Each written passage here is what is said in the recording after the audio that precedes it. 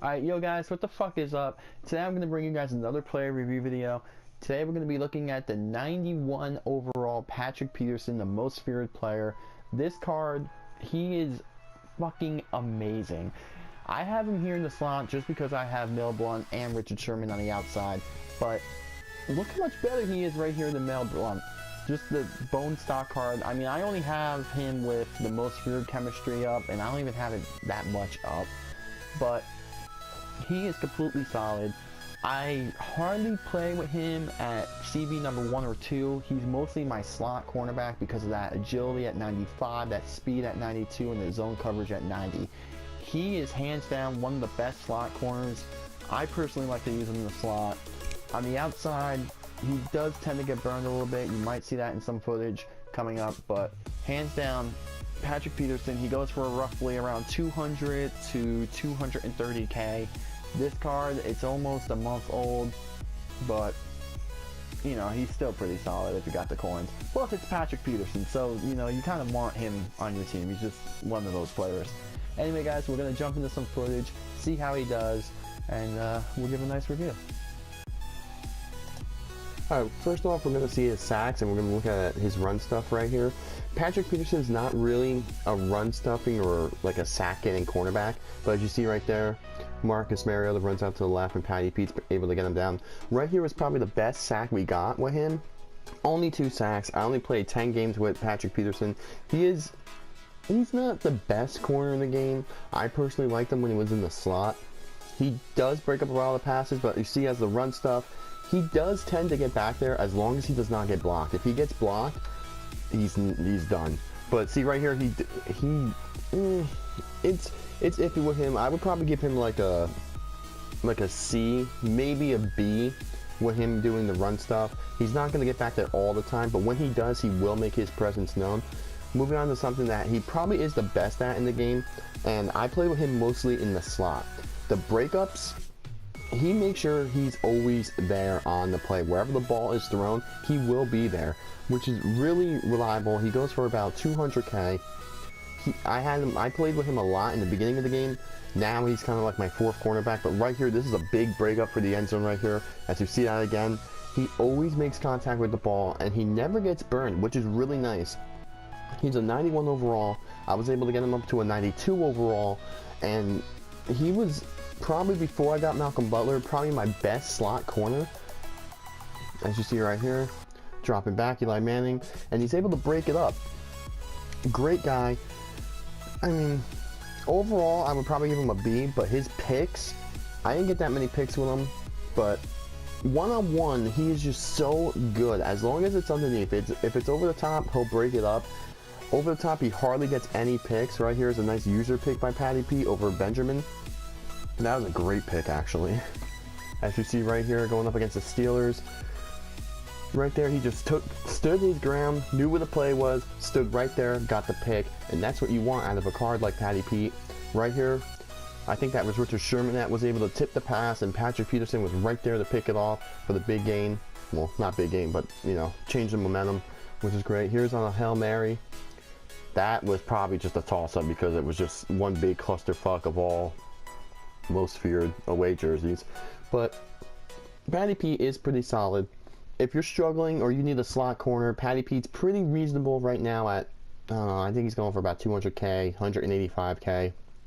I was able to pick him up for 225k, and he's been worth it. He's been pretty solid right here on the tackling.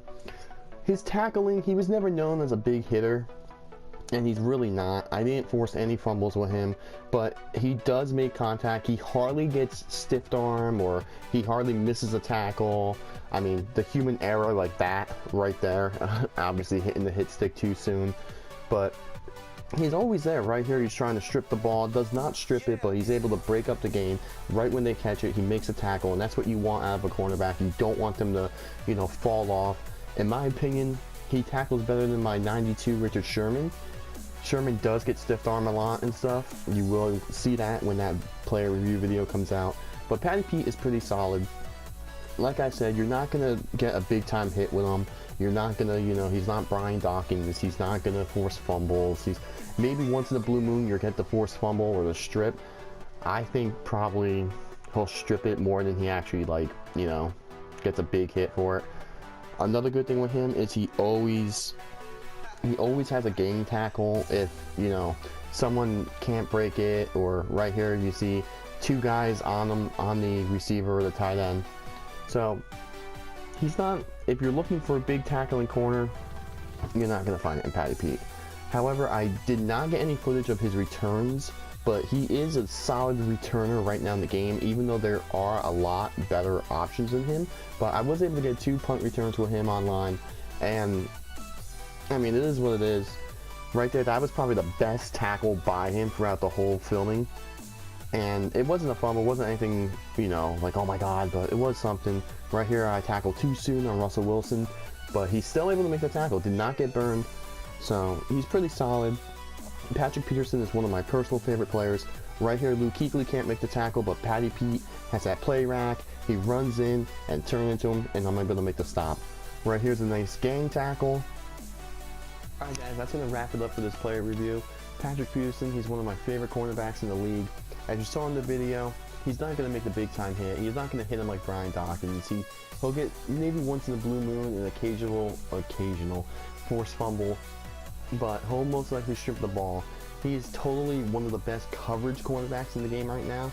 In my honest opinion, he is worth the coins. I did pay $225K for him when he did come out, which was back in, let's see, wow, November 1st. So right now he's about 180K, 185K. I was able to bump his zone up to a 91 because of Malcolm Butler, and as you see, this is his stats compared to Malcolm Butler. He is currently my 4th CB. I don't use him as much anymore since getting Butler, but if you guys need him, if you have a hole on defense or you just need a cornerback, he is really reliable, especially if you can get the Arizona tier and maybe even the most feared, which is still pretty, you know, a lot of people still go after that. So anyway guys, not a big hitter. Probably his greatest feature is the coverage and the breakups, because he will always try to get in on those plays. He will pick it off, and with him, he does have some cool animations. A lot different animations than, say, Richard Sherman or Mel Blount. So 185K, I think he's worth it. It's still early in month, it's early December, so you know, I would give him probably a B. And pretty soon, I'm gonna guess soon, there will be another Patty Pete at some point. So guys, I hope you liked the player review, and you know, drop a like, subscribe. I got player reviews coming out every day, and if you guys want me to review a player, let me know. I got enough coins to buy whoever, so you know, I'll see you guys next time. Subscribe, like, and peace out.